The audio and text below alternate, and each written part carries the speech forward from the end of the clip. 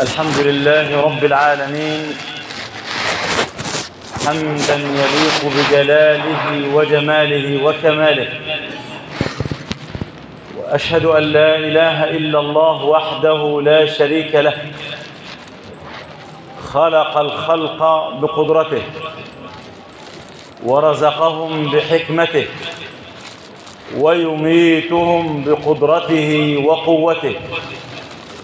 وأشهد أن سيدنا وحبيبنا محمد رسول الله صلى الله عليه وآله ومن والاه، ورضي الله عن الصحابة والتابعين وتابعيهم إلى يوم الدين. وبعد، في هذه الخطبة نستحضر عبادة وعادة سيدنا رسول الله، وكيف نستفيد بها في حياتنا وننتفع بها إن شاء الله في آخرتنا.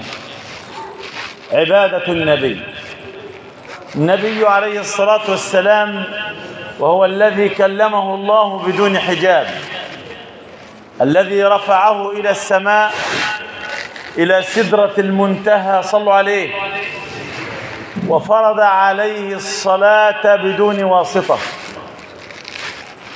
سيدنا محمد عليه الصلاة والسلام الذي أعطى الشفاعة دونا عن الأنبياء كلهم. سيدنا محمد أفضل رسل الله قاطبة، ولا نفرق بين أحد من رسله صلى الله عليه وسلم. يقوم ذات ليلة وهو نائم عند السيدة عائشة، يقول لها، يستأذنها. ربما يقول الإنسان: أو يستأذن الرجل زوجته في أن يصلي؟ أو تستأذن المرأة زوجها في أن تصوم؟ نعم، إذا كان هذا الصيام أو العبادة نفلا تطوعا ويأتي على الشريك الآخر في حقه، هنا يعلمنا الإسلام أن يستأذن الرجل زوجته في حق الله التطوع الذي يأتي على حقها، وتستأذن المرأة زوجها في صيام التطوع، تقول له: يا زوجي أنا عايز أصوم 2 بكرة أو خميس أو صيام عرفة أو ما إلى ذلك. دول مش الفرض. إذا أذن لها صامت، وإذا لم يأذن لها لم تصم. فربما يكون الرجل من ذوات القدرة المعينة، أو الرجل يحتاج لزوجته في النهار أو في هذا اليوم، فلما يأذن لها يطلب الإسلام ذلك، وهذه رحمة بين الرجل وزوجته. بس الناس تفهم، بس الناس تتعظ. سيدنا محمد عليه الصلاة والسلام كانت له صفية، سيدة صفية زوجته، كان إذا أراد أن يسافر بها يسافر، فإنها ستمتطي الجمل، والجمل عالي حتى لو برك المرأة لا تستطيع أن تصعد على ظهرها هكذا. فكان يقعد النبي عليه الصلاة والسلام ويضع ركبته لها، فتضع رجلها عليها ثم تصعد على الجمل. أظن دلوقتي النهاردة لو واحد فتح لمراته العربية ده شرابة، لو واحد ساعد زوجته في البيت في أي حاجة زجى نفسه بس شربة مية يقول لك ده مش عارف إيه. لذلك البيوت بتنخرب أول بأول، البيوت على طول شغالة خراب خراب خراب. تبقى جاية معاه من غيطه ومدبوحة معاه في الغيط، وأول ما يخشوا هما الاتنين شغالين سوا، بسرعة هاتلنا الأول أكل ما حضرش، هو مش عارف إيه يومكم مش عارف إيه، وهي طافحة معاه الكوتة كما يقال. وحد الله. استأذنها رسول الله وقال: يا عائشة ائذني لي أن أخلو بربي. كلمتها قالت له: يا رسول الله والله إني أحب قربه أنا أحب أكون قريبة منك، ولكني أحب ما يسرك. الست المحترمة بساعات بتيجي والزوجين يجي على الحاجة اللي الزوج بيحبها والزوجة تحبها على نفسه شوية، عايزة تروح عند أهله وهو مش عارف إيه، بس دي هتريح مش مشكلة، مرتين في الشهر ولا مش عارف إيه، أو زيارة كذا، الأمور بسيطة وأبسط ما يتخيل الإنسان. قالت أحبك وأحب قربك، ولكني أحب ما يسرك فاخلو ربك. فقام فتطهر. صلوا عليه. بالليل الكلام ده ما بعد 12 ليلا. قام فتطهر، حتى ما قالش قوم هات لي ميه ولا سخن له ميه عشان اتوضا، خلاص يخدم نفسه صلى الله عليه وسلم. فتطهر. ثم هي بقى اللي بتحكي ليه في بدايه الحديث في جماعه 2 من الصحابه قرايبها اتوا لها بعد موت الحبيب المصطفى صلى الله عليه وسلم، فقالت لهم تعتب عليهم ألم يأتي وقت للزيارة؟ لسه فاكرين أمكم جايين تزوروها؟ فقال أحدهم يا أمة، ما هي أم المؤمنين، ما يقولهاش حتى يا خالتي، يا أمة، تذكرت كلام الأول سيدنا محمد عليه الصلاة والسلام لما يقول زر غبا تزدد حبا. لما تزور نسايبك ولما تزور قرايبك، مش كل يوم وكل طقه ومش عارف وكل ليله واشرب شاي ومش عارف يفرش في الليل. لا، زور غبا، كل مدى كده ايه تزداد حبا، الناس تحبك تبقى خفيف. فقالت له دعكم مما ترطمون به، انتوا بتبطموا يعني الكلمه يعني ترطمون به. فقالوا يا أمة حدثينا بأعجب شيء رأيتيه من رسول الله. ده الحديث سبب الحديث يعني. فقالت لهم الحديث اللي أنا بأتلوه على حضرتك. فقالت ثم بدأ في صلاته فبكى. النبي عليه السلام، شوف المعنى ده، والله لو وصلت مرة انك تبكي مرة وانت بتصلي لربنا، يا مش هتحس بخلاص بشعور ثاني خالص الا ده اللذة بتاعت العبادة. فبكى ثم سجد فبكى ثم جلس فبكى حتى ابتلت لحيته وحجره، الدموع بتنزل على حجر النبي عليه الصلاة والسلام وهدومه حتى الفجر، حتى جاء بلال يا رسول الله هيا نصلي الفجر. فلما فتح له ورآه قال يا رسول الله أو تبكي؟ انت بتبكي؟ امال احنا نعمل ايه في ايه؟ قال يا بلال انزلت علي الليل آية خسر وخاب كل من قرأها ولم يتدبر معناها. هي ايه؟ إن في خلق السماوات والأرض واختلاف الليل والنهار. خلق السماء والأرض ماشية ازاي وعلى مية وسماء بلا عمد، كواكب ونجوم، ملايين ومليارات المجرات بلا عمد نراها، لآيات لأولي الألباب الذين يذكرون الله قياما وقعودا وعلى جنوبهم ويتفكرون في خلق السماوات والأرض ربنا ما خلقت هذا باطلا سبحانك وقنا عذاب النار. النبي بيبكي لما الآية دي نزلت عليه في الليلة دي، بيقول له في آية نزلت ويل لمن قرأها ولم يتدبر معناها. النبي عليه الصلاة والسلام يسمع، ما هو بيته في ريح المسجد، يسمع رجالا من المسلمين لما سألوا عن عبادته فأخبروا بها كأنهم تقالوها، عدوها قليلا. قالوا ونحن أين نحن من رسول الله وقد غفر الله له ذنبه ما تقدم وما تأخر. والله قال أحدهم والله أنا أصوم النهار أبدا، أنا هصوم كل يوم مش هفطر خالص إلا المغرب طول حياتي. وقال الشاب الآخر وأنا أصلي الليل ولا أرقد، أنا هصلي من بعد العشاء لحد الفجر كل ليل طول حياتي. وقال الآخر وأنا لا أتزوج أبدا، أنا مش هتزوج، أنا هعيش كده إيه متبتل كده ومترهبن كده لربنا. فخرج الرسول عليهم صلى على سيدك وقال أين الذين قالوا كذا وكذا وكذا؟ قالوا نحن يا رسول الله. قال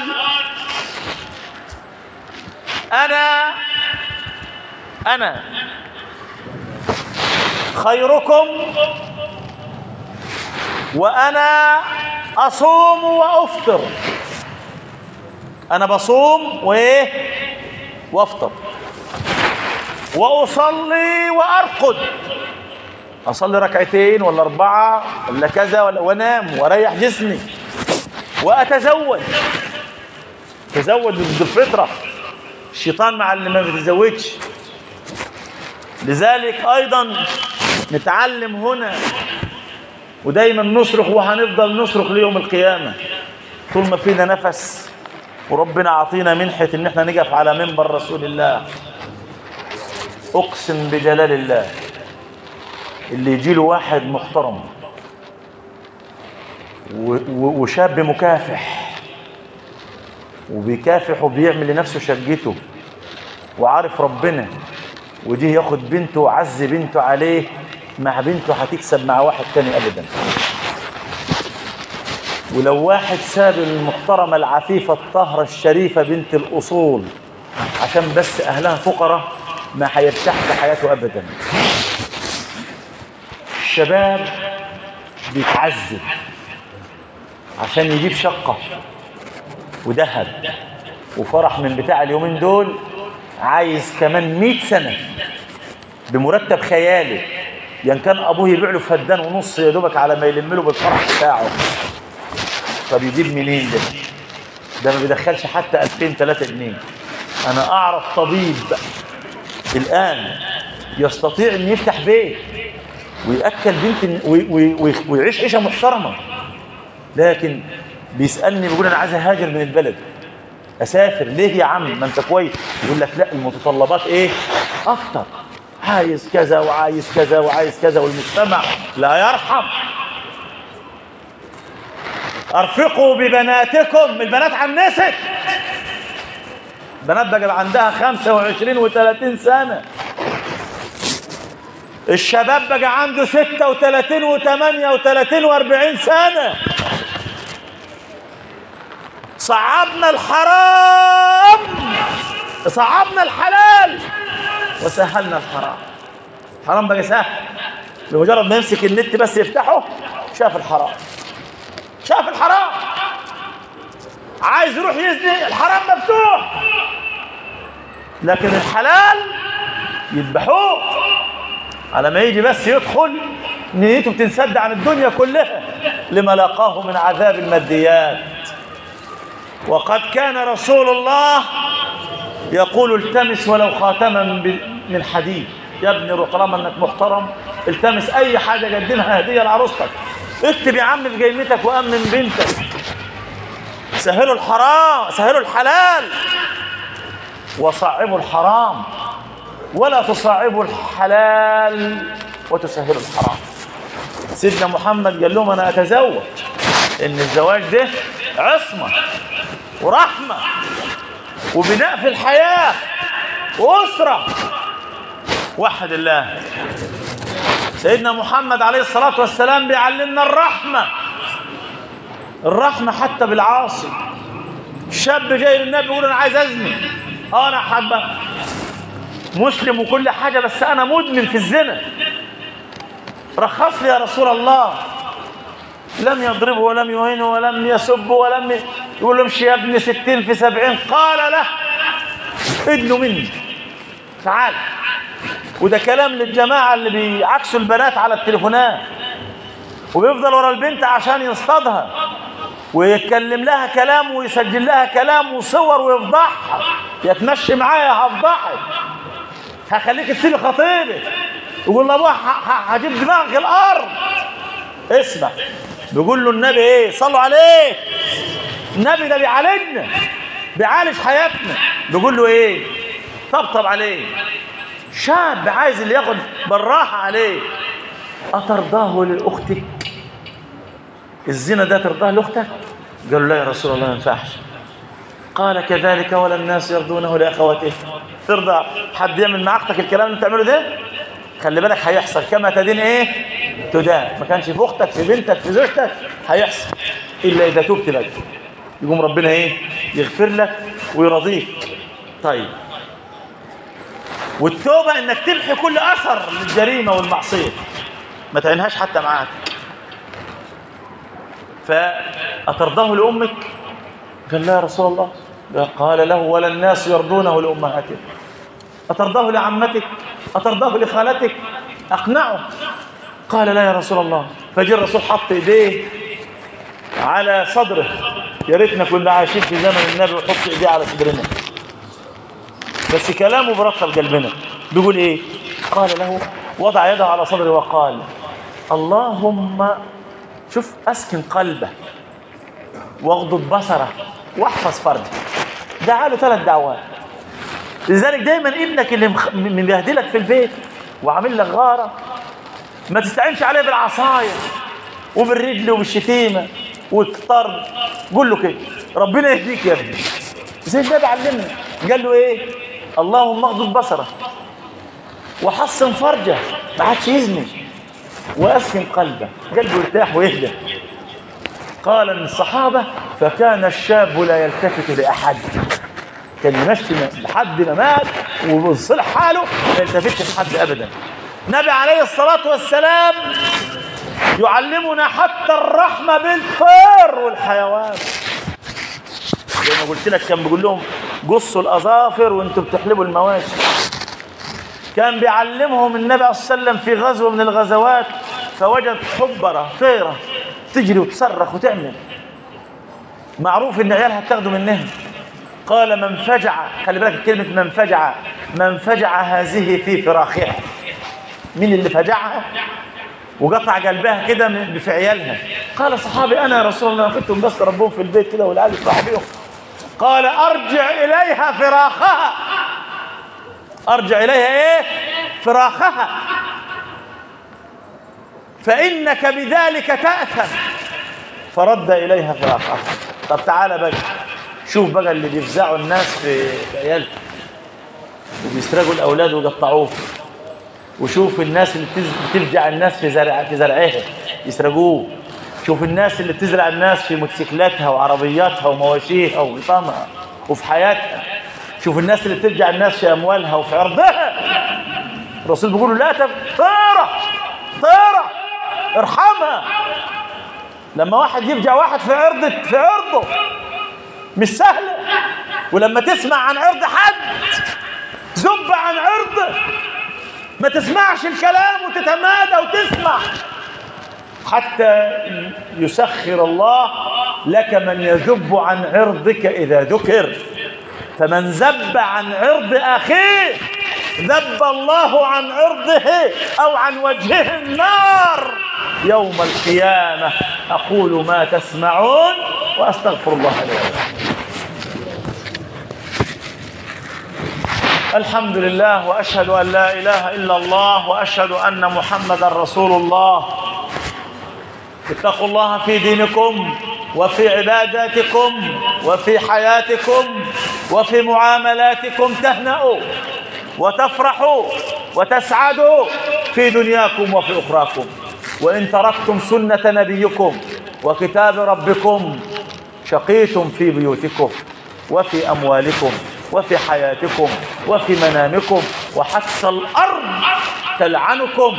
فاتقوا الله في دينكم واتقوا الله في أموالكم، ولا تأكلوا حراما ولا تلوثوا أعراضكم بخبث وأعراضا إياكم وأعراض الناس. بالفعل والقول. أسأل الله أن يسترنا وإياكم جميعا يا رب العالمين. اللهم استرنا في حياتنا، واسترنا في مماتنا، واسترنا في مرضنا، واسترنا عند موتنا، واسترنا إذا ما ورينا التراب ورجع عنا الأهل والأحباب.